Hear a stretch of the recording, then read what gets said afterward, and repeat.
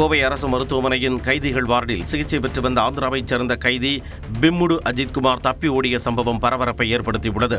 ஆன்லைனில் கார் விற்பதாக கூறி மோசடியில் ஈடுபட்டதாக அவர் மீது ஆந்திரா, தெலுங்கானாவில் 30க்கும் மேற்பட்ட மோசடி வழக்குகள் உள்ளன.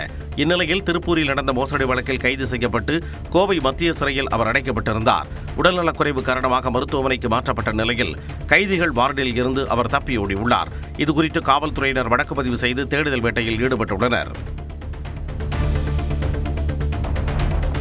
அறுபடை வீடுகளில் 2ஆம் படை வீடான திருச்செந்தூர் அருள்மிகு சுப்பிரமணிய சுவாமி கோவிலில் ஜூன் மாதத்திற்கான உண்டியல் காணிக்கை எண்ணும்படி நடைபெற்றது. இதில் மொத்தமாக 4,20,55,814 ரூபாய் ரொக்கப்பணமாக கிடைத்துள்ளது. மேலும் 1 கிலோ 768 கிராம் தங்கம், 21 கிலோ 925 கிராம் வெள்ளி மற்றும் 1431 அயல்நாட்டு கரன்சி நோட்டுகளும் காணிக்கையாக கிடைத்துள்ளன. கோயில் பணியாளர்கள் மற்றும் உளவார பணிக்குழுவினர் இணைந்து இந்த பணிகளை மேற்கொண்டனர்.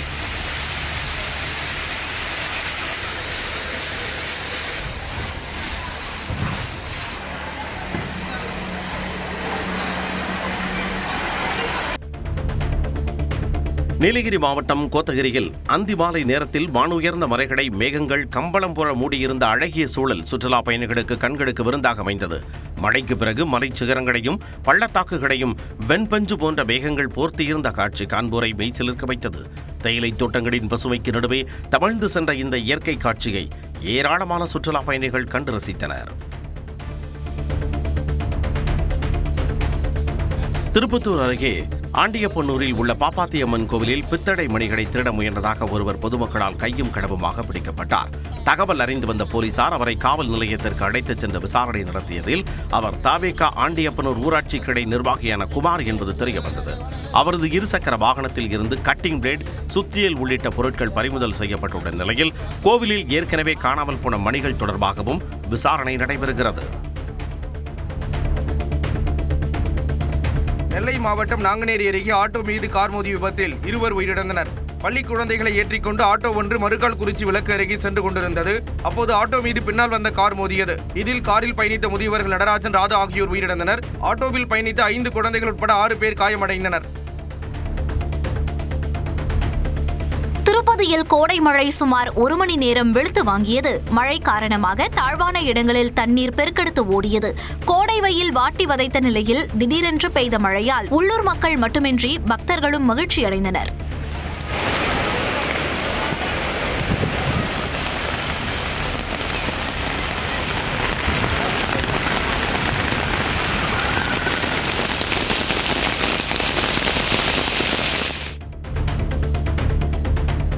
திண்டுக்கல் மாவட்டம் நத்தம் அருகே எம்ஜிஆர் நகர் பகுதியில் உள்ள சந்தனக்கருப்பு சுவாமி கோயிலில் உண்டியல் உடைக்கப்பட்டு பணம் திருடப்பட்டுள்ளது.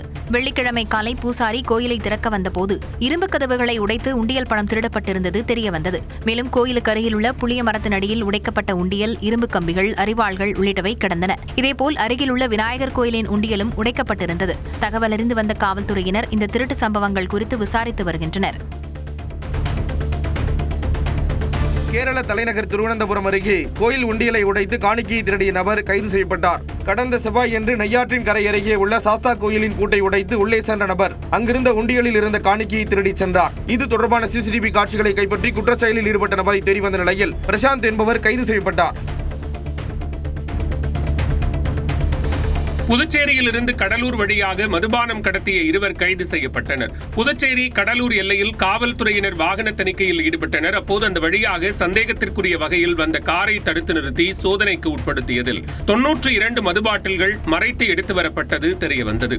இதனையடுத்து மது கடத்தலில் ஈடுபட்ட ஸ்ரீமுஷ்ணத்தைச் சேர்ந்த உத்தமராஜன், செல்வேஷ் ஆகிய 2 காவல்துறையினர் கைது செய்தனர். நாமக்கல் மாவட்டம் ராசிபுரம் அடுத்த வெண்ணந்தூர் அருகே உள்ள அக்கரைப்பட்டி முனீஸ்வரர் கோவிலில் உண்டியல் உடைக்கப்பட்டு பணம் திருடப்பட்டுள்ளது. கோயிலில் நள்ளிரவு நேரத்தில் புகுந்த அடையாளம் தெரியாத நபர்கள் உண்டியலை உடைக்க முயன்றதாகவும், முழுமையாக உடைக்க முடியாததால் கீழ்ப்பகுதியை சேதப்படுத்தி உள்ளே இருந்த பணத்தை திருடிச் சென்றதாகவும் கூறப்படுகிறது. இதுகுறித்து தகவல் அறிந்த காவல்துறையினர் சம்பவ இடத்தில் தீவிர விசாரணையில் ஈடுபட்டனர்.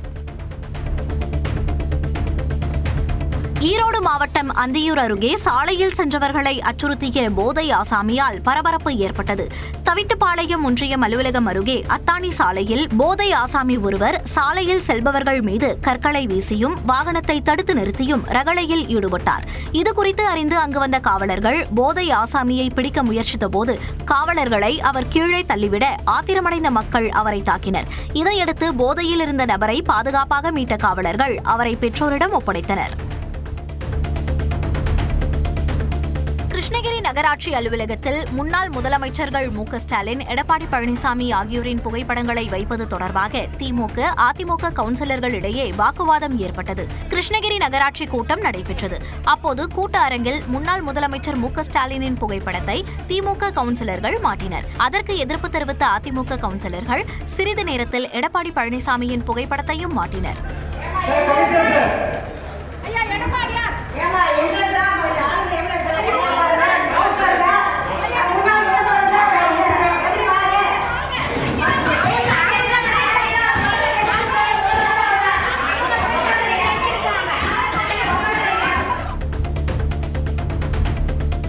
ஈரோடு மாவட்டம் அந்தியூர் அருகே பூண்டு மூட்டைகளுக்கு நடுவே குட்கா பொருட்களை மறைத்து கடத்தி வந்த 2 கைது செய்யப்பட்டனர். கர்நாடகாவிலிருந்து கோவைக்கு சென்ற பிக்கப் வாகனத்தை பர்கூர் மலைப்பகுதியில் தடுத்து நிறுத்திய காவல்துறையினர் சோதனை செய்தனர். அப்போது 3,54,000 ரூபாய் மதிப்புள்ள 493 கிலோ குட்கா பொருட்கள் பறிமுதல் செய்யப்பட்டன.